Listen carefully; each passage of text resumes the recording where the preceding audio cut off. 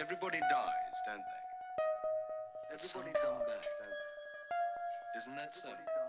You tried to get into the locked drawer today, didn't you? The Graveyard Rats by Henry Kuttner. Old Masson, the caretaker of one of Salem's oldest and most neglected cemeteries, had a feud with the rats. Generations ago, they had come up from the wharves and settled in the graveyard, a colony of abnormally large rats.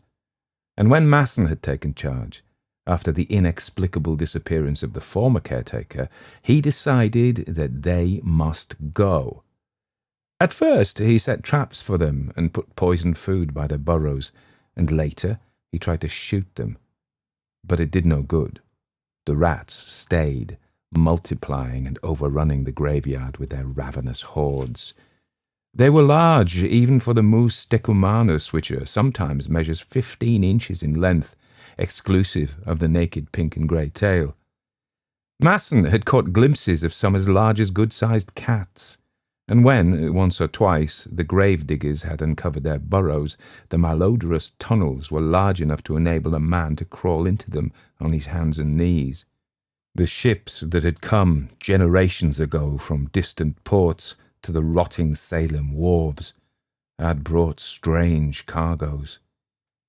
Masson wondered sometimes at the extraordinary size of these burrows.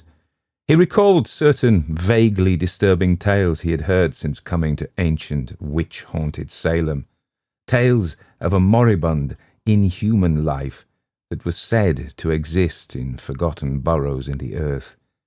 The old days when Cotton Mather had hunted down the evil cults that worshipped Hecate and the dark Magna Mater in frightful orgies had passed, but dark gabled houses still leaned perilously towards each other over narrow cobbled streets, and blasphemous secrets and mysteries were said to be hidden in subterranean cellars and caverns, where forgotten pagan rites were still celebrated in defiance of law and sanity.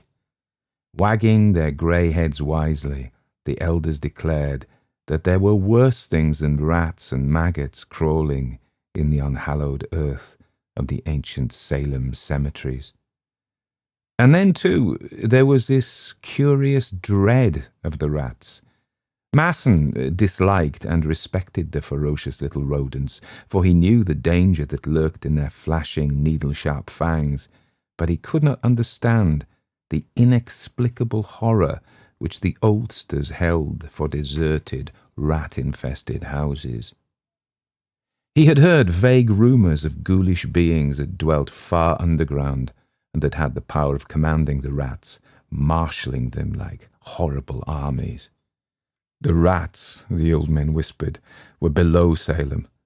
Bodies had been stolen from graves for nocturnal subterranean feasts, they said. The myth of the Pied Piper is a fable that hides a blasphemous horror, and the black pits of Avernus have brought forth hell-spawned monstrosities that never venture into the light of day. Masson paid little attention to these tales. He did not fraternize with his neighbours, and, in fact, did all he could to hide the existence of the rats from intruders. Investigation, he realized, would undoubtedly mean the opening of many graves, and while some of the gnawed empty coffins could be attributed to the activities of the rats, Masson might find it difficult to explain the mutilated bodies that lay in some of the coffins. The purest gold is used in filling teeth, and this gold is not removed when a man is buried. Clothing, of course, is another matter, for usually the undertaker provides a plain broadcloth suit that is cheap and easily recognizable. But gold is another matter, and sometimes, too, there were medical students and less reputable doctors who were in need of cadavers and not over-scrupulous as to where these were obtained. So far, Masson had successfully managed to discourage investigation. He had fiercely denied the existence of the rats, even though they sometimes robbed him of his prey. Masson did not care what happened to the bodies after he had performed his gruesome thefts, but the rats inevitably dragged away the whole cadaver through the hole they gnawed in the coffin. The size of these burrows occasionally worried Masson.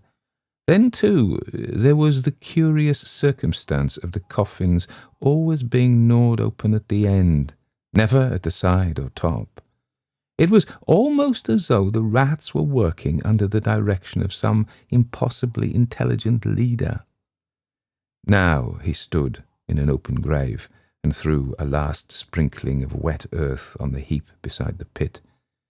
It was raining, a slow, cold drizzle that for weeks had been descending from soggy black clouds.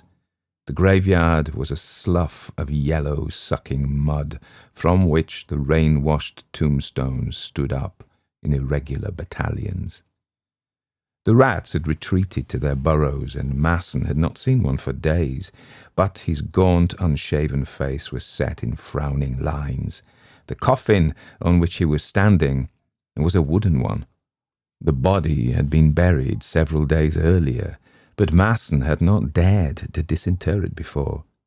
A relative of the dead man had been coming to the grave at intervals, even in the drenching rain, but he would hardly come at this late hour, no matter how much grief he might be suffering, Masson thought, grinning wryly.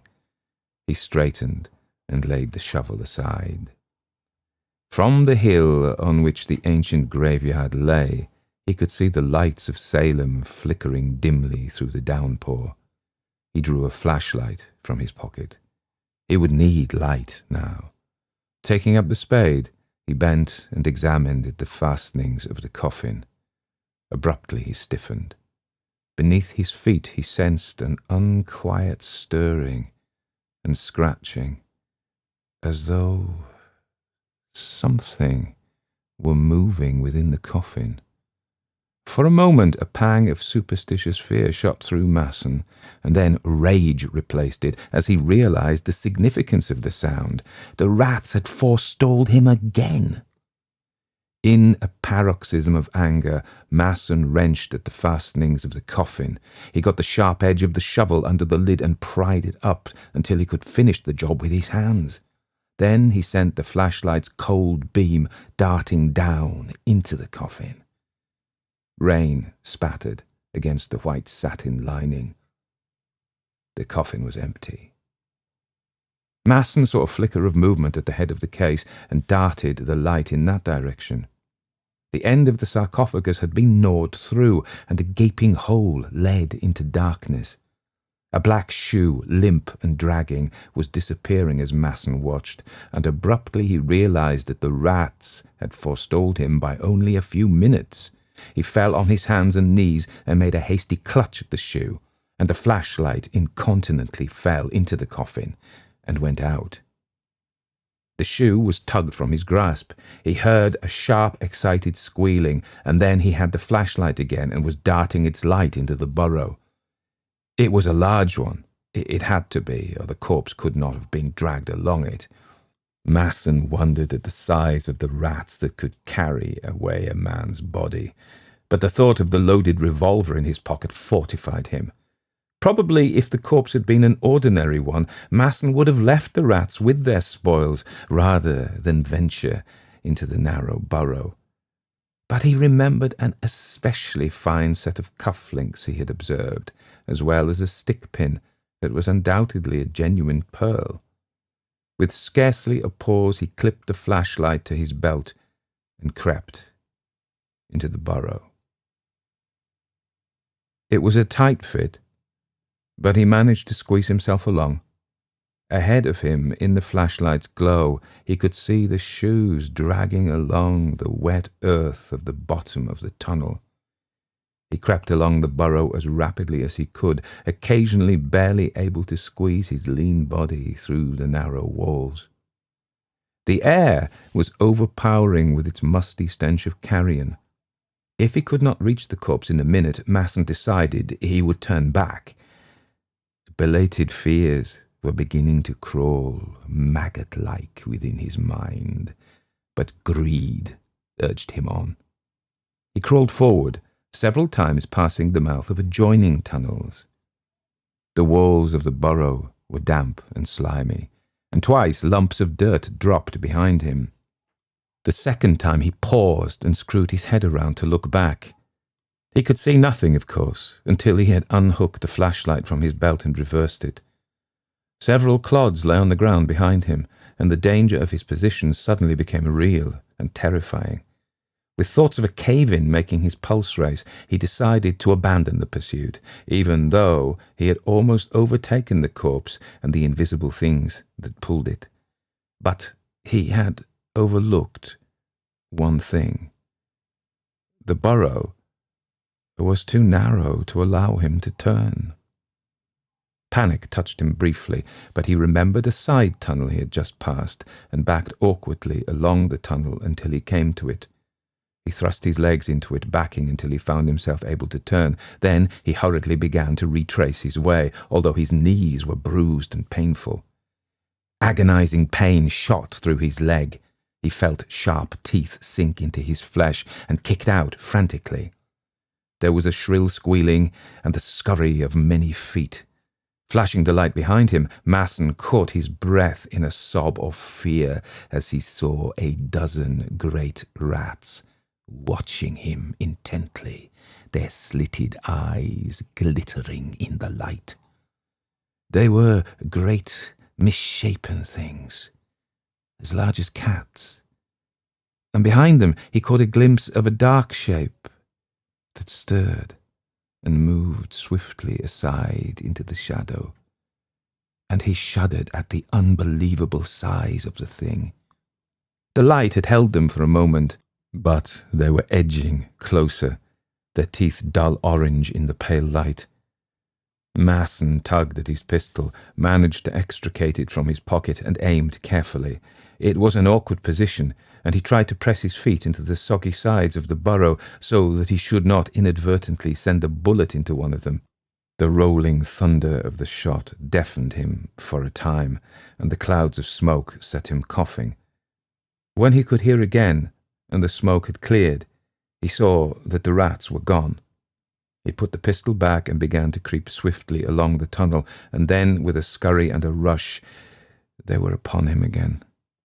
They swarmed over his legs, biting and squealing insanely, and Masson shrieked horribly as he snatched for the gun.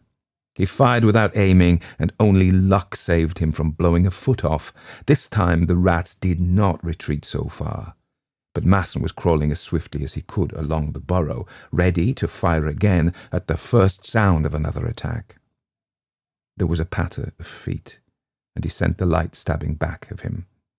A great grey rat paused and watched him. Its long, ragged whiskers twitched, and its scabrous, naked tail was moving slowly from side to side. Masson shouted, and the rat retreated. He crawled on, pausing briefly, the black gap of a side tunnel at his elbow, as he made out a shapeless huddle on the damp clay a few yards ahead. For a second, he thought it was a mass of earth that had been dislodged from the roof, and then he recognized it as a human body.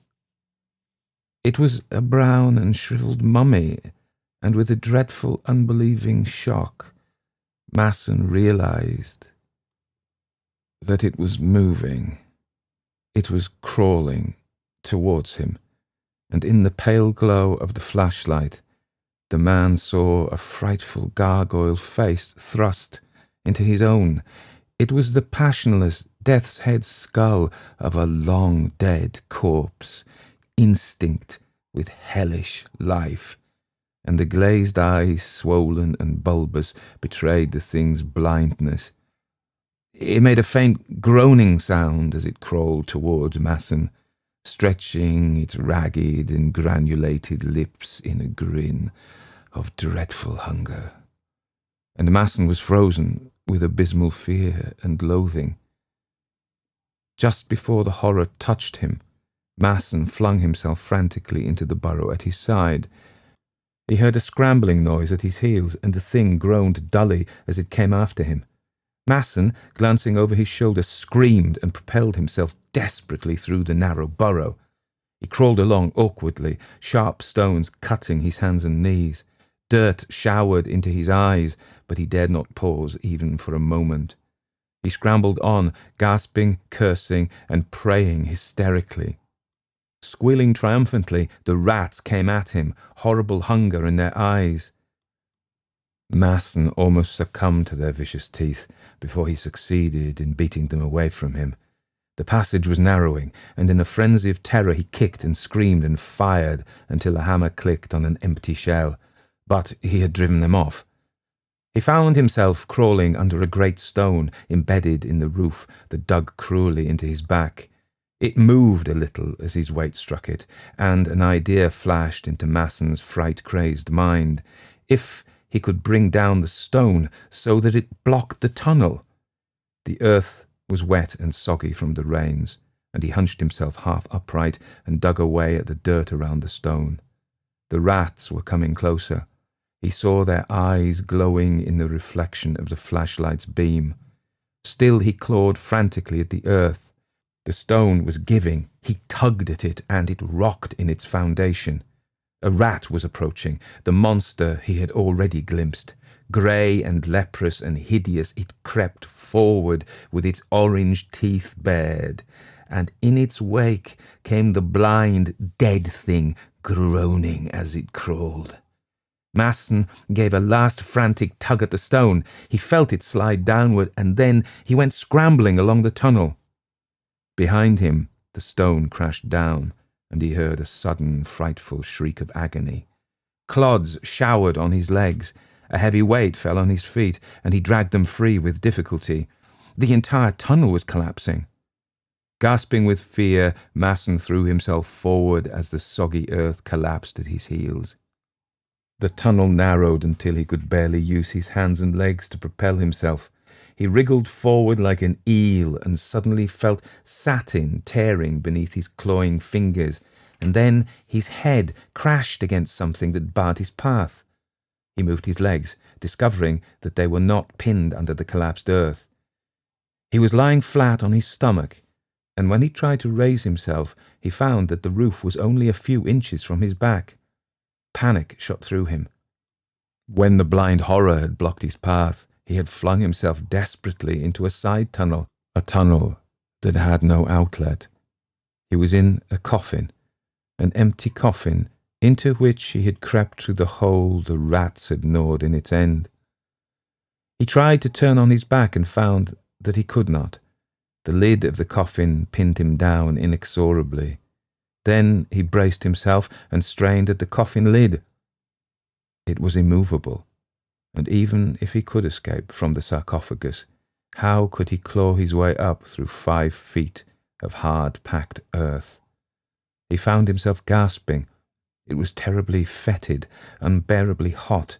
In a paroxysm of terror, he ripped and clawed at the satin until it was shredded.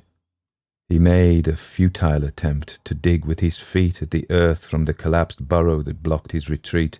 If he were only able to reverse his position, he might be able to claw his way through to air. Air! White-hot agony lanced through his breast, throbbed in his eyeballs. His head seemed to be swelling, growing larger and larger, and suddenly he heard the exultant squealing of the rats. He began to scream insanely, but he could not drown them out. For a moment he thrashed about hysterically within his narrow prison, and then he was quiet, gasping for air.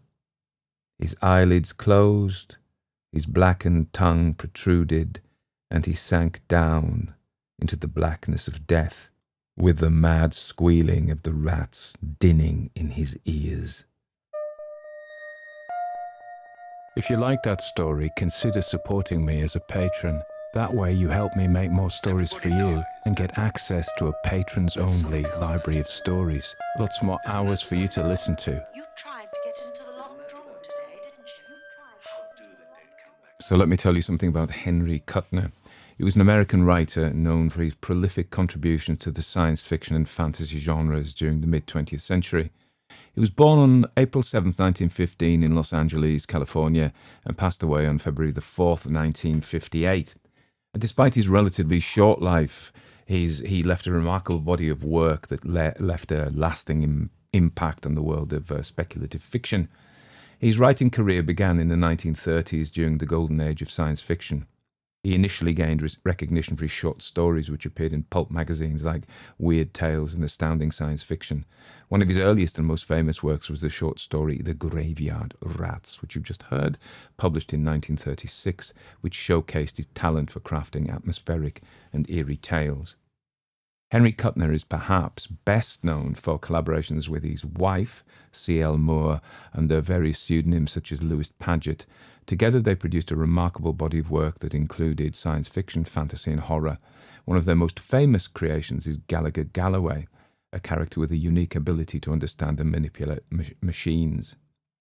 He was a very versatile writer, and he could do space opera, supernatural horror.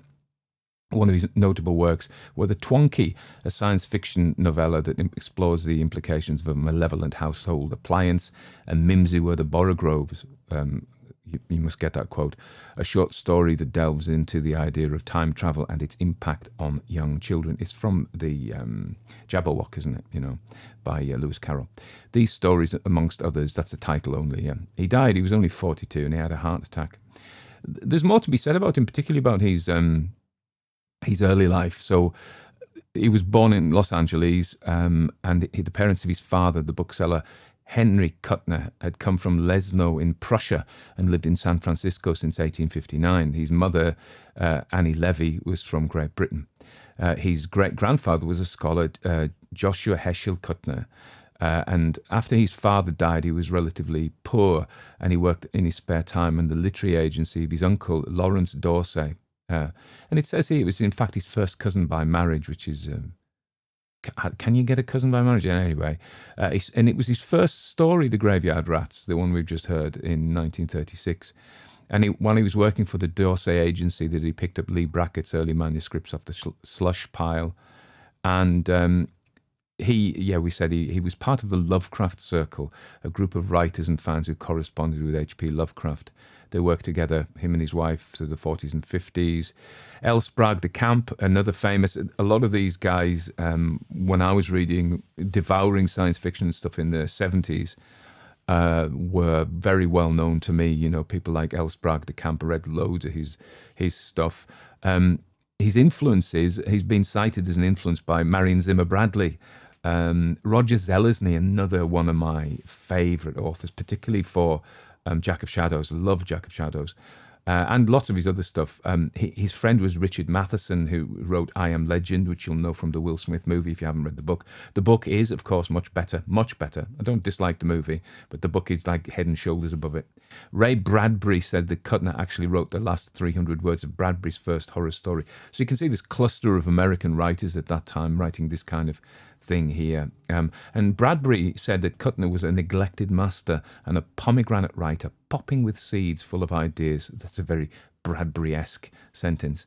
William S. Burroughs' novel The Ticket That Exploded contains direct quotes from Kuttner regarding the happy cloak parasitic pleasure monster from the Venusian seas. Fair enough. A friend of Lovecraft's, he was also a friend of Clark Ashton Smith's. So, and we read a Clark Ashton Smith last week, The Beast of Averoigne, Kuttner, and you can see he's not as baroque in his language at all as either, not at all as Ashton Smith or Lovecraft.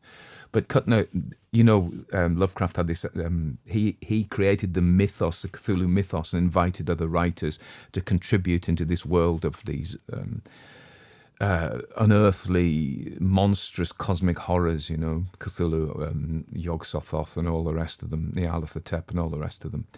And he wrote some of the stories within that. He was responsible for Yod, one of the lesser-known monsters, Vorvados. If you're a Cthulhu mythos fan, you'll know he's a Hydra, and Nyogtha, the Salem horror. So there you go. So he was a bit of a guy. In terms of the story, I think that, when you compare him to Ashton Smith or Lovecraft, who have very distinctive styles, although there is commonality between them in their use of Baroque language. And we saw when we talked about Smith that Smith was deliberately using these obscure words and syntaxes to use words as a magic spell. Kuttner's far more. He's a proper writer, if you like. And that isn't. That is to say, his purpose is more prosaic, is just to entertain people. And if you look at the language there, it was very straightforward. It's really nice language, apart from it's about rotting corpses, huge rats, and sliming around in tunnels under the graveyard, which collapse on you. So it strikes me that is.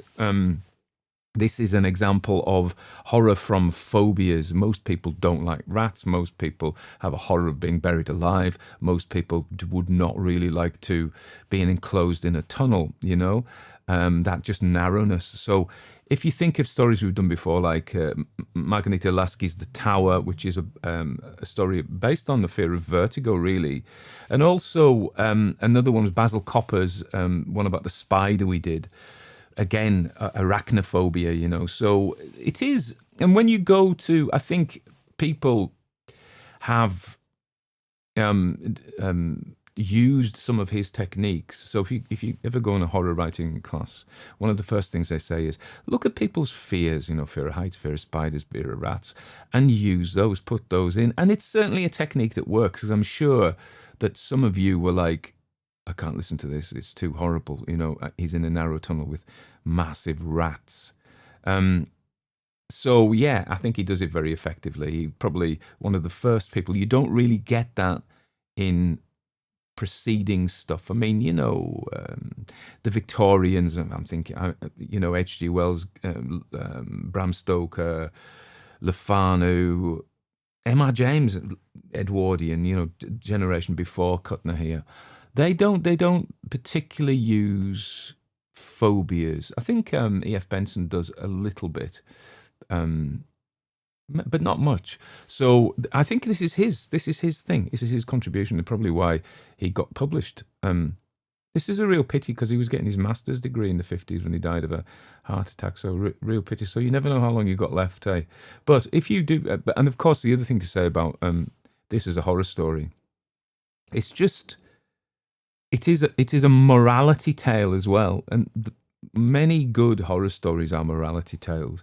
I think the function of stories, as I've said many, many times, is to tell us how we should behave, and that includes that good people get the rewards for good behavior, but particularly in the horror genre, bad people are punished.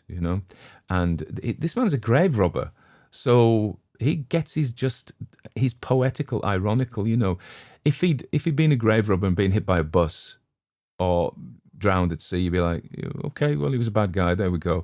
But the fact that he dies very neatly, I know it's a story, very neatly in his own graveyard, led there by his own greed, that is just perfectly done. So anyway, so I think it's a lovely little story, apart from, it's clearly not lovely, but it isn't a bad thing at all. So there we are. That's it. So this is October, and this will be coming out in October. It's October now, and I thought, well, we do our nice, more literary stories, classic ghost stories, and there's a place for them, and I may be doing those. But I kind of I'm having a horror vibe coming on for up until Halloween itself, my busiest time, as it turns out. But anyway, but then we go into the classic Christmas period. So this whole span of the darkening nights until New Year's Eve, it's all grist to the mill for me. It's good territory. So I love this time of year. I love To Thee All Seasons Shall Be Sweet, as Coleridge said, eh? But yeah, I love most seasons. I don't like that January, February. I may have said this before. January, February, March brightens up a bit. It's my birthday. So that's something to look forward to. But January, February, and then we get spring, we get summer, we get autumn, we get the early winter. Love all of them. Anyway, I hope you're, I was going to say busy. Well, I hope you're busy if you want to be busy. If you don't want to be busy, no. I've got a big deal tonight. I'm actually doing a show I'm interviewing Grace Dent for part of her comfort eating. She's got a podcast called Comfort Eating. You might want to, completely different to this, but you might want to go and listen to that. And she's very funny, Grace. And so looking forward to that tonight. The Queen turned up at her first one. So I don't know what I'll do if the King turns up at this one. But probably won't because it's in Carlisle. So anyway, I'm a bit nervous, but it'll be right. It'll be right. Okay. I'm not going to have a drink beforehand. That would just go. You can see how terribly wrong that might go. But no, it'll be fine. Sheila says I've got to go and get my hair cut, so I better go and do that now.